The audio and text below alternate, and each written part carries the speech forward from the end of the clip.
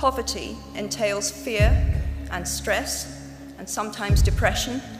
It means 1,000 petty humiliations and hardships. Climbing out of poverty by your own efforts, that is something on which to pride yourself, but poverty itself is romanticized only by fools. What I feared most for myself at your age was not poverty, but failure.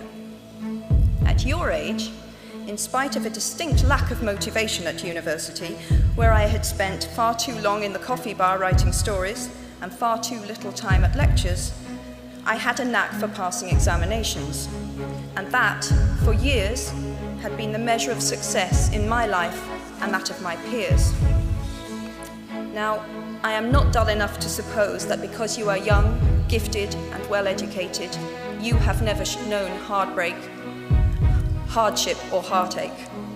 Talent and intelligence never yet inoculated anyone against the caprice of the fates, and I do not for a moment suppose that everyone here has enjoyed an existence of unruffled privilege and contentment. However, the fact that you are graduating from Harvard suggests that you are not very well acquainted with failure. You might be driven by a fear of failure quite as much as a desire for success. Indeed, your conception of failure might not be too far removed from the average person's idea of success. So high have you already flown. Ultimately, we all have to decide for ourselves what constitutes failure. But the world is quite eager to give you a set of criteria if you let it. So I think it fair to say that by any conventional measure, a mere 7 years after my graduation day, I had failed on an epic scale.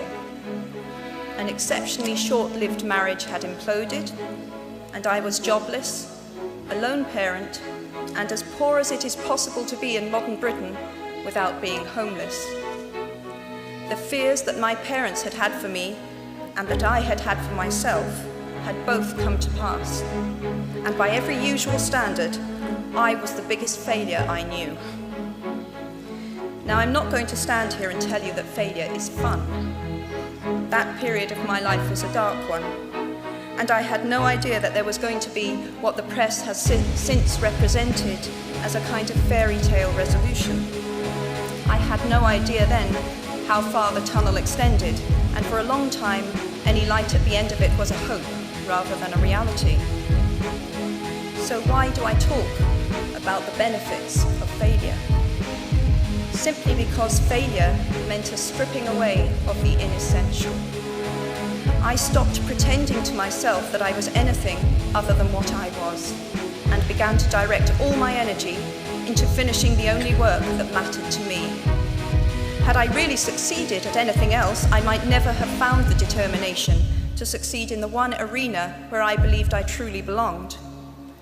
I was set free because my greatest fear had been realized, and I was still alive, and I still had a daughter whom I adored, and I had an old typewriter and a big idea. And so rock bottom became the solid foundation on which I rebuilt my life. You might never fail on the scale I did, but some failure in life is inevitable. It is impossible to live without failing at something, unless you live so cautiously that you might as well not have lived at all, in which case you fail by default. Failure gave me an inner security that I had never attained by passing examinations.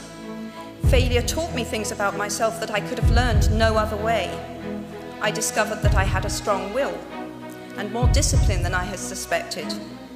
I also found out that I had friends whose value was truly above the price of rubies. The knowledge that you have emerged wiser and stronger from setbacks means that you are, ever after, secure in your ability to survive.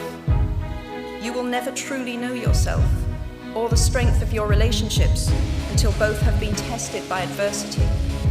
Such knowledge is a true gift for all that it is painfully won, and it has been worth more than any qualification I ever earned. So given a time turner, I would tell my 21-year-old self that personal happiness lies in knowing that life is not a checklist of acquisition or achievement.